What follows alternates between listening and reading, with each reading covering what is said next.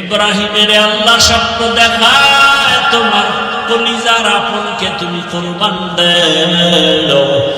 ইব্রাহিম নবী 100 উট কুরবানি দিলেন। এভাবে 3 দিন পর্যন্ত স্বপ্ন দেখার পরে দেখে না হয় না। ইব্রাহিম নবী বুঝতে পেরেছেন আমার ইসমাইলের ছাড়া আর আমার প্রিয় কেউ নাই। ইব্রাহিম নবী খুঁজিয়া ইসমাইলের ডাইকা কয়, বাবা ইসমাইল আমার মুখে আয়। ইসমাইল আসতে চায় না, চিনতে পারেনি আমার বাবা। ইব্রাহিম কে আমি তোর বাবা ইব্রাহিম। দইরা যখন ঘরের মধ্যে নিল, কান্নাকাটি শুরু হয়ে গেল। ইব্রাহিম নবী বলে, দেরি করা যাবে না, মালিকের দাওয়াতে যাবো। ইসমাইলের গোসল করাইয়া নতুন পোশাকে সাজাইয়া দাও। মা হাজেরা ভাবলেন দুনিয়ার কোন বাদশা দাওয়াত দিছে, আসলে যে জবাই করার জন্য আল্লাহ ডাকছে তা বুঝেন নাই। মা হাজেরা মনের মতো গোসল করাইয়া পোশাক পরায় সাজায় যখন বাবার হাতে দিছে, ইসমাইলের নিয়ে বাবা আগে আগে হাঁটতেছে, ইসমাইল পেছনে হাঁটে। সুরিয়ার রশিদ দেখেও না। যখন মিনা বাজারে হাজী সাহেবরা যেখানে কোরবানি দেয় ওখানে নিয়ে হাজির হওয়ার পর ইব্রাহিম নবী চিন্তা করলেন যে এই ছেলেটারে জবাই করবো আল্লাহর হুকুমে, ওর অন্তরের কি হালাত একটু পরীক্ষা করি। ইব্রাহিম নবী সন্তানটাকে বললেন, ইন্নী আরা ফিল মানামি আন্নী আযবাহুকা ফানজুর মাযা তারা। ও বাবা ইসমাইল, আমি স্বপ্ন দেখি তোমাকে জবাই করতেছি, বলো তোমার কি মতামত। ও আল্লাহর বান্দারা, আল্লাহর মহব্বত কাকে বলা হয়? ইসমাইল এই কথা শোনা মাত্রই ডাক দিয়া খাইয়া, আবা তিফআল মা তুমার সাতাজিদুনি ইনশাআল্লাহু মিনাস সাবিরিন। আব্বা জান, আপনি স্বপ্ন দেখছেন, তাড়াতাড়ি তা বাস্তবায়ন করেন। আমি ইনশাআল্লাহ, আমাকে আপনি ধৈর্য ধারণকারীদের মধ্যেই পাবেন। তাড়াতাড়ি আমাকে শোয়াইয়া জবাই করেন। তবে আব্বা জান, এই কথাটা যদি একটু বাড়ি বসে বলতেন, আমি আমার মায়ের থেকে চিরবিদায়ের সালাম জানাইয়া আসতাম, আমার মায়ের থেকে বলে আসতাম, বলেন নাই কোনো দুঃখ নাই, আপনি আমাকে জবাই করিয়া যখন চলে যাবেন আমার আম্মু জান ইসমাইলের তালাশ করবে। আপনি যদি একা ঢুকেন, আমার মা ইসমাইলের না পাইয়া পাগল নির্গত হয়ে যাবে। আপনি আমার মাকে ধমক দিবেন না, আমি ইসমাইলের পক্ষ থেকে সালাম জানাইবেন। আর আমার আম্মাকে সান্ত্বনা দিয়া বলবেন, কিয়ামতের ময়দানে সন্তান ইসমাইলের সাথে মোলাকাত হবে। আব্বা জান, আপনি তাড়াতাড়ি আমাকে উপর করে শোয়াইয়া দেন। যদি চিৎভাবে শোয়া দেন, আপনি জবাই করতে গেলে নজর লাগবে, আপনি মায়ার কারণে জবাই করতে পারবেন না। আব্বা জান, আপনার চোখ দুইটা রুমাল দিয়া ভালো করে বাঁধে, আমার হাতে পায়ে রশি দিয়া ভালো করে বাঁধে। জবাই করার সময় যদি আমার হাতে পায়ের নড়াচড়া আপনার গায়ে লাগে, বেয়াদবি হবে, আল্লাহর বেজার হয়ে যাবে। এমন এক করুণ ইতিহাস যে বাবাকে জবাই করার জন্য, বাবা সন্তানকে জবাই করার জন্য রেডি। আমার মাওলার কুদরতি অন্তরে মায়ার আগুন জ্বলে উঠছে। আল্লাহ ডাক দিয়া কয়, সুরি আমার ইসমাইলের একটা পশম যেন ক্ষতি না হয়। ইসমাইল যখন শুয়ে গেল, বাবা ইব্রাহিম ছুরি চালায়, গলা কাটে না। পাথরের উপর আঘাত করলেন, পাথর 2 টুকরা হয়ে গেল। ইসমাইল উঠে দাঁড়ায় গেল, কি হয়ে গেল বুঝলাম না, আল্লাহ বুঝি বেজার। ইব্রাহিম নবী কয়, না, আবার একবার শুয়ে পড়ো ইসমাইল, এইবার আমার হাতে রক্ত না লাগা পর্যন্ত ছুরি চালানো বন্ধ করব না। যখন আবার ইসমাইল শুয়ে পড়ল বাবার হাতে জবাই হওয়ার জন্য, আল্লাহ কয় জিবরাইল যাও যাও জান্নাত থেকে একটা দুম্বা নিয়ে দৌড়াও, আমার ইসমাইলের রক্ত হাতে না লাগা পর্যন্ত ছুরি চালাইতেই থাকবে। ইসমাইলের ছুরির নিচ থেকে সরাইয়া দুম্বাটা ছুরির নিচে দিয়ে দাও। ইসমাইলের এই ছুরির নিচে দুম্বা দেওয়ার জন্য আল্লাহর হুকুমে জিবরাইল জান্নাত থেকে দুম্বা নিয়ে রওনা। জিবরাইল ভাবলো আসতে বোধহয় দেরি হবে, এর আগে না জানি ইসমাইল আবার জবাই হইয়া যায়। জিবরাইল আসমান থেকে জোরে জোরে আল্লাহু আকবারের আওয়াজ দিলেন। ইব্রাহিম নবী উপরে তাকাইলেন, তিনিও আওয়াজ দিলেন। ইসমাইল আওয়াজ দিলেন আল্লাহু আকবার আল্লাহু আকবার, লা ইলাহা ইল্লাল্লাহু আল্লাহু আকবার ওয়া লিল্লাহিল হামদ। আল্লাহ পাক রব্বুল আলামিনের কুদরত, দুম্বা জবাই হয়ে গেল, ইসমাইল জবাই হয় নাই। এই কুরবানি আল্লাহ কিয়ামত পর্যন্ত আমাদের উপরে জারি করে দিয়েছেন। নবীজিকে জিজ্ঞাসা করা হয় কুরবানি কি জিনিস, আল্লাহ নবী জবাব দিলেন সুন্নাত আবিকুম ইব্রাহিম, ইব্রাহিম নবীর এটা তরিকা। কুরবানি দেওয়া মানে পশু জবাই দেওয়া না। আল্লাহ বলেন লা ইয়ানালাল্লাহু লুহুমুহা ওয়ালা দিমাউহা ওয়ালাকিন ইয়ানালুহুত তাকওয়া মিনকুম। ও বান্দা, তোমার তাকওয়া আল্লাহর কাছে পৌঁছবে, তোমার পশুর রক্ত নিতে কয়েকদিন বাঁচবে। দেখতে দেখতে তো হায়াত শেষের দিকে চলে আসছে। আল্লাহর ভয় বলতে মোটেও নেই। ভাবতেছেন নামাজ পড়েন, রোজা রাখেন, পীর সাহেবের দরবারে যান, খুব কামেল হয়ে গেছে। আলহামদুলিল্লাহ সূরাটা জিগাইলেও সঠিকভাবে বলতে পারবেন না, 17টা ভুল। অথচ নামাজ ভঙ্গের কারণ 19টা, এর মধ্যে কেরাত ভুল হলে নামাজ ভেঙে যায়। অথচ নিজের খুব মহাপণ্ডিত মনে করতেছেন। মাঝে মাঝে আলেম ওলামা কানেই লাগে না আপনাদের কাছে, এত ভাব আপনাদের ভেতরে দেখা যায় মাঝে মাঝে। আল্লাহ সবাইকে হেদায়েত দান করেন।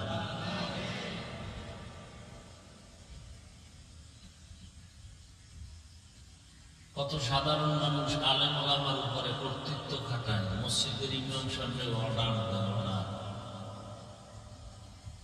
মুয়াজ্জিনের ধমক দেয়, ইমামকে ধমক দেয়, হুজুর মসজিদে ময়লা কেন? মসজিদ ময়লা কেন এ জবাব দিবে সভাপতি, এ জবাব দিবে সেক্রেটারি কমিটি, এলাকাবাসী। এটা তো ইমামের কাম না, মুয়াজ্জিনের কাজ না। মানে একটু ভাব আছে তো, টাকার গরম আছে, দেখাই।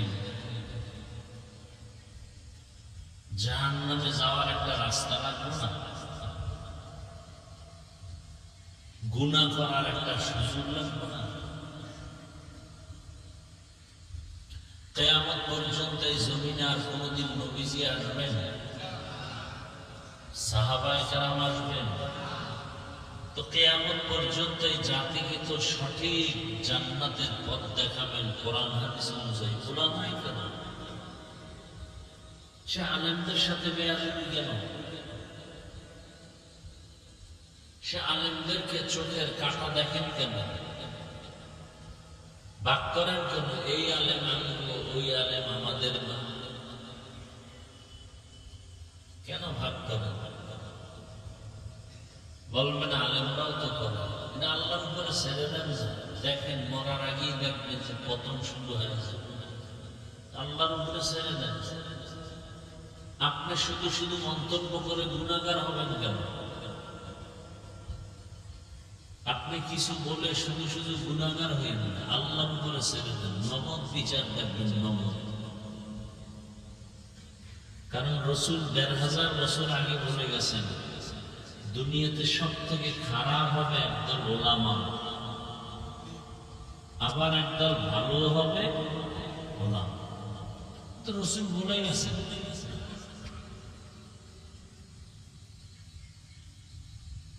আমি পর্দারও আওয়াজ করতেছি, বেপর্দায় যাবেন না। আবার এক হুজুরে মহিলাগুলো একসাথে নাস্তা খায়, এরকম হুজুরও তো আছে। ছেড়ে দেন আল্লাহর উপরে, কিছু বললেন না। দেখেন আসমানি ফয়সালাটা কত কঠিন না।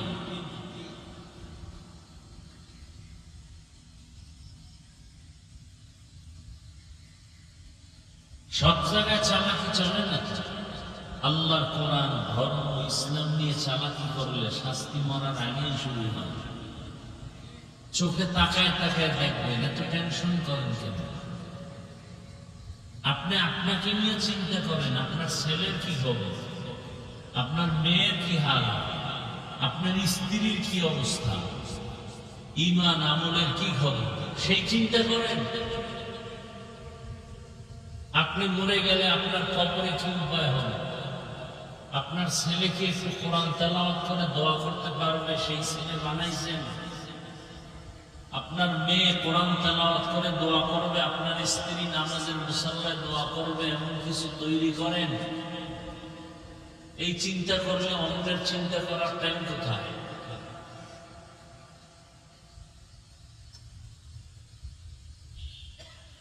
আল্লাহ আমাদের সঠিক বুঝ দান করেন। আয়াত এবং হাদিসের তর্জমাটা বলেছি, ভূমিকায় কিছু কথা টেনে এরপরে আমি মূল পয়েন্টে ঢুকব।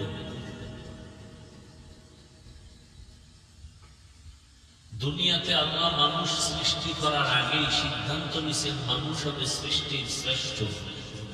সিদ্ধান্ত কার? স্থায়ী না অস্থায়ী? জানা থাকলে বলেন এই সিদ্ধান্ত মানে নাই কে? কে মানে নাই? ইবলিস। মানুষ হবে সৃষ্টির শ্রেষ্ঠ। ইবলিস তো ডাইরেক্ট মানে নাই, ফেরেশতারাও মনে মনে ভাবছিল যে না, শ্রেষ্ঠ মানুষ হবে না, আমরা হব। বিশাল আলোচনা। আল্লাহ পাক আদমকে বানাইলেন মাটির থেকে। দুনিয়াতে পাঠাবার আগে মাটির মধ্যে, জমিনের মধ্যে আল্লাহ ঘর বানাইলেন বাইতুল্লাহ। যেই বাইতুল্লাহ হজ করতে হাজী সাহেবরা চলে গেছেন, যেই বাইতুল্লাহ শুধু তাকায় দেখলেই সওয়াব, যেই বাইতুল্লাহর দিকে তাকাইয়া প্রথম নজরে যা দোয়া করবে সাথে সাথে কবুল হবে। সন্দেহ করলে গুনাহ হবে। কবুল যে হবে এতে কোনো সন্দেহ করলে গুনাহ হবে। এমন দামি ঘর আল্লাহ বানাইলেন তাওয়াফ করার জন্য, মানুষের ইবাদতের জন্য, হেদায়েতের জন্য। আদম আলাইহিস সালামকে আল্লাহ পাক জান্নাতে দিলেন, থাকলেন। কিছুদিন পরে আদম থেকে আবার হাওয়াকে বানাইলেন। এরপরে আল্লাহ স্বাধীনতা দিলেন, যা মনে চায় তাই খাও, কিন্তু নিষিদ্ধ একটা গাছ, ওখানে যাইবা। গেলেন, শয়তানের ধোঁকায় পড়লেন, আল্লাহ দুনিয়ায় পাঠায় দিলেন। আদম নবী আসলেন ভারতে, আর আম্মা জান হাওয়া আলাইহিস সালামকে আল্লাহ পাঠাইলেন আরবে। কোথায়? আদম নবী ভারতে থেকে দুনিয়ার হাওয়া বাতাস শরীরে অ্যাডজাস্ট হয় না। আল্লাহ বলেন জমিনে আমার একটা ঘর আছে, এটা তাওয়াফ করো, এটার বরকতে পুরো দুনিয়ার জমিনের সবকিছু তোমার মুআফিক হয়ে যাবে। ভারত থেকে আদম নবী পায়ে হেঁটে বাইতুল্লাহ গিয়ে 1000 বার হজ করছেন। আরো আস্তে করে বলবেন, একবার সুবহানাল্লাহ বললে বেহেশতে একটা ফলের গাছ হয়ে যায়। কেউ যদি ভাবেন যে আমার বেহেশত তৈরি চলবে, গাছ লাগবে না, এরকম বেদব আছে, আছে না নেই? কামনে একটা কয়ে থইল,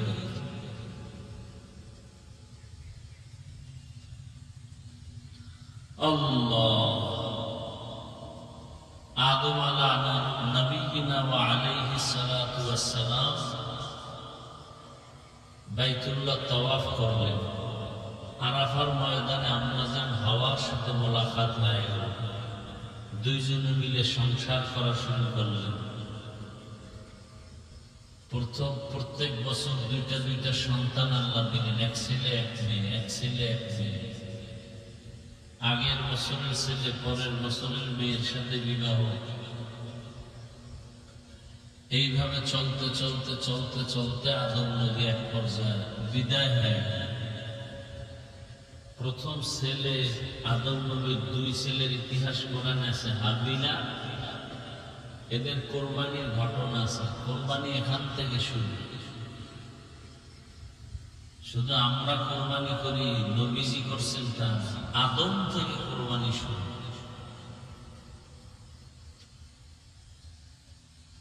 হাবিল বকরি নিয়ে আসলেন, রাখলেন একটা জায়গায়, পাহাড়ের উঁচু জায়গায়। আর কাবিল আসছে কিছু শস্য ফসল নেই, ময়লা দুর্বল। ওই সময় নিয়ম ছিল আসমান থেকে আগুন এসে যেটাকে জ্বালায় দিলে এটাই কবুল। তো হাবিলের কোরবানি কবুল হলো, কাবিলেরটা। দুই ভাই ঝগড়া করে তো কাবিল শেষে হাবিলকে হত্যাই করে ফেলল। ঘটনা আপনারা জানেন।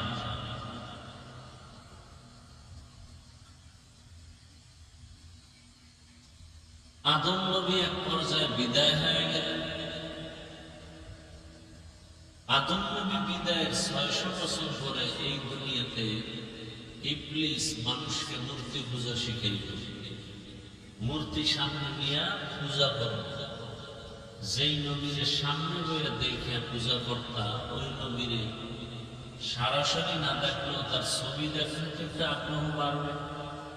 এই প্ররোচনা দিয়ে মূর্তি পূজা শিখাইল। আদম নবী বিদায়ের ৬০০ বছর এই মূর্তি পূজা করতে করতে করতে করতে পুরা দুনিয়ার মানুষ ৬০০ বছর আরো মূর্তি পূজা করলো। এমন অবস্থা যে একটা মানুষও দুনিয়াতে মূর্তি পূজার বাইরে ছিল। আল্লাহর সাথে শিরিক করা বড় গুনাহ। মানে আল্লাহর মতো আরো একজন আল্লাহ আছে, অর্থাৎ আল্লাহ যা পাবেন এটা আরেকজনকে দেওয়ার নাম শিরিক। সেজদা কে পাবেন, এটা আরেকজনকে দেওয়ার নাম শিরিক। জিকির আজকার, নামাজ, রোজা, ইবাদত কে পাবেন, এটা আরেকজনকে দেওয়ার নাম শিরিক। সব থেকে বেশি আমি আল্লাহর গোলামি করব আল্লাহ, এটা আল্লাহই পাবেন, আর কেউ আরেকজনকে ওইভাবে গোলামি করার নাম শিরিক। আর এই যত শিরিক আছে এর মধ্যে মারাত্মক শিরিক হইল মূর্তি পূজা। অনেকে মূর্তির সামনে নিয়ে মূর্তির কাছে কিছু চায়। আর আপনাদের মধ্যে কিছু মানুষ আছে এরা যদিও চায় না, কিন্তু ঘরে আলমারি শোকেস বোঝাই মূর্তিতে বাঘ, ভাল্লুক, বানর, পুতুল কিনে নিছে। কান্না করে বাচ্চা, কান্না থামানোর জন্য পুতুল কিনছে। আর এখন তো গুণা করতে গেলে বাজারে যাওয়া লাগে না, সবার ঘরে ঘরে তো পকেটে পকেটে গুণার ফ্যাক্টরি আছে। কি মোবাইল, সবার কাছে। সিনেমা হলে এখন লাগে, সিনেমার বড়টা সিনেমা হইল মোবাইল। আমি চিন্তা করে দেখলাম কেউ যদি জান্নাতেও যেতে চায় এই মোবাইল দিয়ে জান্নাতেও যেতে পারে। আপনি গান দেখেন, আমি ওয়াজ দেখি। আপনি গান শুনেন, আমি বাইতুল্লাহ ইমামের তেলাওয়াত শুনি। বুঝেন কথা, বুঝেন? আপনি মোবাইলে টিকটক দেখেন, আমি মোবাইলে কিতাব দেখি। এই সারা পথে পথে আসতে আসতে মোবাইলে কিতাব দেখা,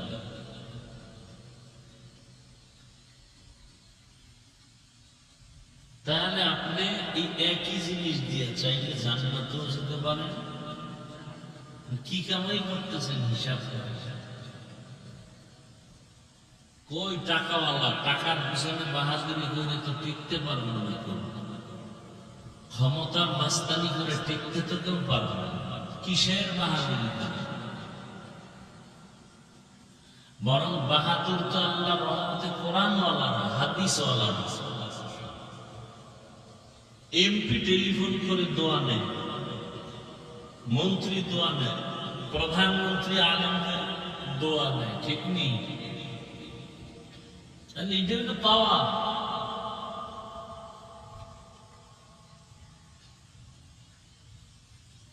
আর আপনারা এমপির পিছে দৌড়ান, দেখা করতে গেল সিরিয়াল লাগবে 2-3 দিন পর। আমি তো সিরিয়াল লাগবে। আসলে কি বুঝের অভাব? দেখেন এখানে আমরা যারা বসে আছি সবাই মুসলমান নাকি সন্দেহ আছে? সবাই মুমিন না? আপনাদের আল্লাহ আমার আল্লাহ কি দুইজন? কয়জন? কোরআন, হাদিস, নবী, কালেমা, ধর্ম কি? আপনার সবার ধর্ম এক না? কি নাম? ইসলাম। কালেমাও কি এক? আমাদের কবরে যাওয়ার সময় কাফনের কালার কি? কবরের সাইজও কি এক? কবরের 3 প্রশ্ন, তাও কি? দেখেন এক আল্লাহ, এক নবী, এক কোরআন, এক হাদিস, সব এক। অথচ আপনাকে আমার আলাদা বয়ান দিয়ে বুঝাইতে হয় টুপি পরে। তাহলে আপনি কোন জাতের মুসলমান? আপনাকে দাড়ির বয়ান আলাদা দিতে হইতেছে, আপনাকে নামাজের জন্য আলাদা বয়ান দিতে হইতেছে। অথচ আজকে বয়ান করবো হিন্দু, বৌদ্ধ, খ্রিস্টানদের। আপনি তো আল্লাহ মানেন, নবী মানেন, কোরআন মানেন, হাদিস মানেন, আপনাকে বয়ান করবো কেন? অথচ আপনাকে বয়ান করবো কেন না? আপনারে বয়ান করতে করতে 12 মাসে ঘুমানের টাইপ পেয়ে অসুস্থ হয়ে গেছে। আর এই 12 মাস বাদ দিয়ে খালি 6 মাস যদি হিন্দুদের মধ্যে গিয়ে বয়ান করতাম, 6 মাসে ওরা মদিনার পাগল হয়ে যায়। আর আপনি 12 মাস বয়ান শুনেও দাঁড়িয়ে রাখতে পারেন না, বরং আপনি দাঁড়িয়ে রাখেন না, যারা রাখে তাদেরও ভালো জানেন না, কপাল এত খারাপ। অথচ যারা দাঁড়িয়ে কাটে বা ছাটে জনগণের গুণ সমান, মোনাজাত কবুল হবে না। 24 ঘন্টার সেকেন্ডে সেকেন্ডে সেকেন্ডে সবসময় কবিরা গুনাহ, কবিরা গুনাহ, কবিরা গুনাহ। দাড়ি কামানেওয়ালারা যারা দাড়ি ছোট করে রাখছেন, মোনাজাত কি হবে না? তওবা না করা পর্যন্ত মোনাজাত কবুল হবে না। ভালো করে লিখে রাখেন।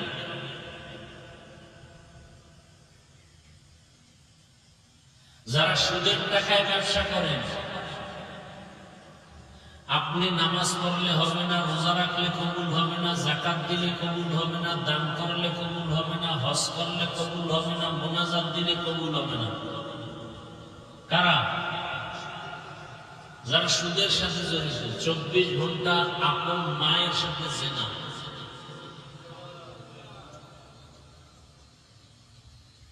কত কঠিন কথা।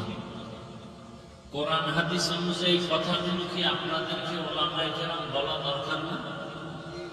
মানে আপনারা নামাজ পড়েন না, এই জন্য কি নামাজের বয়ান বলা যাবে না? কি ভাল লাগে না? আপনারা দাড়ি রাখেন না, এই জন্য কি দাড়ির বয়ান করবো না? তা তো বয়ানই করা যাবে। যদি ধরেন একটা একটা তো বয়ানই করা যাবে। যেই বয়ান করুন এটাই আপনার গায়ে বাজবে। পর্দার বয়ান করলে বাজবে না? বাজবে তো। পর্দার বয়ান বাদ। ওয়াজ করি, কোন ওয়াজই নেই। হুজুর হুজুরে আর রস পাইল না, সুদের বিরুদ্ধে দলল। হুজুরে আমারে চিনল কেমনে, আমারে ধীরে ফেলাইল চোরের মনে। হুজুরে বুঝলো কেমনে আমি সুদ খাই, কেমন তার সেরা আপনি চিন্তা করতে পারেন। এর কাছে ভালো লাগবে ভাই, মাঝে মাঝে হুজুর দেখলে ভয় পায়, আবার সুদের দেখা। এই জন্য আগামী জুমায় গিয়া, কালকেই তো জুমা, হুজুরের কবে ইমাম সাহেব কোরআন হাদিসের বাইরে ওয়াজ করবেন না। ও মনে করছে যে কোরআন হাদিসের ভিতর দিয়ে ওয়াজ করলে আর সুদের বিরুদ্ধে কিছু বলা লাগবে না, অথচ কোরআন দিয়ে বয়ান করলেই সুদের বিরুদ্ধে বলা লাগবে। কোরআন দিয়ে বয়ান করলেই বেনামাজির বিরুদ্ধে বলতে হবে। কোরআন হাদিসের বয়ান করলেই বেনামাজির বিরুদ্ধে বলতে হবে। এ খবর নাই অনেকে। মহাপণ্ডিত বসে আছে, আল্লাহ হেদায়াত দান করেন। আমিনও পায় না, চিন্তা করছেন যদি কবুল হয়ে যায়, যদি আবার কবুল টবুল হয়ে যায় তো বিপদ। আমরা টুপি খুলতে চাই না আর আপনি টুপি দিতে চান না, কত বিয়ে মুসলমান আছে। আমরা নামাজ ছাড়তে চাই না, লজ্জা, আর আপনি নামাজ পড়তে চান না, লজ্জা। আমি দাড়ি কাটতে চাই না, লজ্জা, আর আপনি দাড়ি রাখতে চান না, লজ্জা। আমি পর্দা ছাড়তে চাই না, লজ্জা, আর আপনি পর্দা করতে চান না, লজ্জা। কি মুসলমান দাবি করে? আল্লাহর কোরআনটা যদি মনে করে আপনার সত্যতা, সোজা হয়ে কবরে যাইবেন, সোজা কথা। আর যদি মনে করেন কোরআন মিথ্যা, তার টেনশন নাই, বাকি আমরাও মিথ্যাটা ধরায় দেন। এখন দাড়ি কেটে গেল, জামা কাপড় বাদ দিয়ে নাচ গান শুরু করবো রাস্তাঘাট। একটা ভুল বের করে দেন কোরআন থেকে, পারবেন? তো দাড়ি রাখেন না কেন? কি সমস্যাটা কি আমাকে বলেন? দাড়ি কাটলে লাভ কি আমারে বলেন তো? লাভ আছে না? আমিও কাটি। দাড়ি কাটলে ধনী হওয়া যায়, দাড়ি কাটলে যৌবন বাড়ে, বরং নগদ শাস্তি। দাড়ি কাটলে যৌবন কমে যায়, নগদ শাস্তি। এটা চোখের পাওয়ার কমে যায়, আরো কত শাস্তি। এত নগদ দুনিয়ার শাস্তি।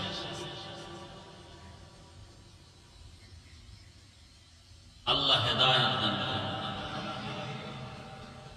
তো শিরকের মধ্যে সবথেকে বড় মারাত্মক হলো মূর্তি পূজা। এই ঘরে যারা মূর্তি টানায় রাখছেন, আছে না নাই?